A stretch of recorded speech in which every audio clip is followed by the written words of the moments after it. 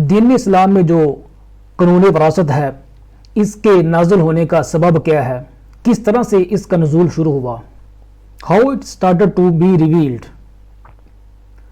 تو اس کے بارے میں یہ واقعہ ہمیں تاریخ کے اندر ملتا ہے کہ جنگ احد میں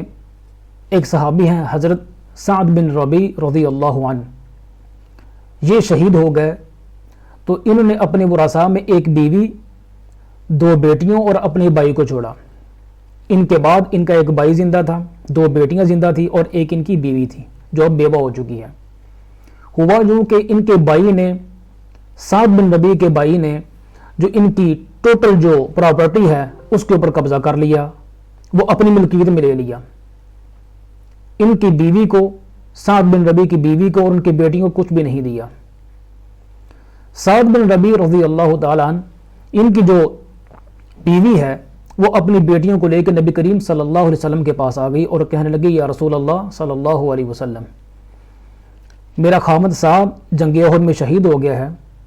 مجھے اور میری 2 ان بیٹیوں کو چھوڑ کے گیا ہے، ہمارے پاس اور کوئی مال و دولت نہیں ہے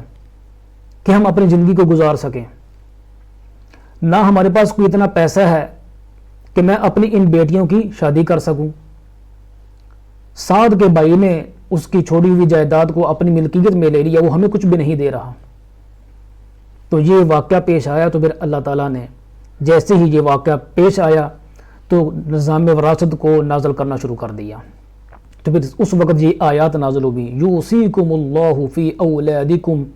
للذکر مثل حظ الانثیین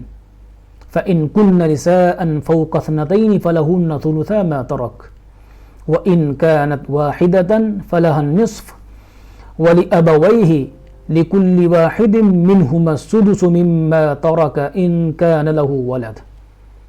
تو اس وقت یہ آیات نازل ہوئی اور نظام وراثت نازل ہونا شروع ہو گیا۔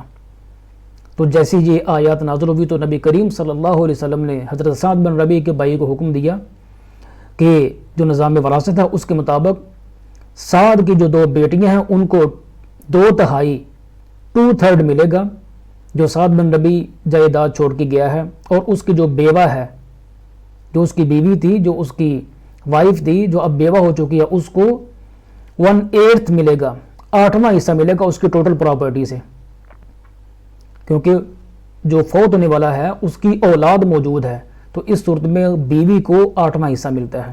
اور جو باقی بچ جائے گا وہ آپ کا ہے، یعنی سعد بن ربیع کے بھائی کو آپ نے فرمایا کہ وہ آپ کا ہے۔ تو اس طرح سے جو نظام وراثت ہے دین اسلام کا وہ نازل ہونا شروع ہو گیا، اور پھر اس کے بعد مختلف احادیث میں، قرآن پاک کی آیات میں اس کو ڈیولپ کیا گیا، یہاں تک کہ یہ مکمل اسٹیبلش ہو گیا۔ اب ہمارے سامنے ایک یہ علم، ایک ڈگری اور ڈپلومہ اور سرٹیفکیٹ کی حیثیت سے ہمارے سامنے مختلف کتابوں میں یہ دین اسلام کا جو قانون وراثت ہے وہ موجود ہے۔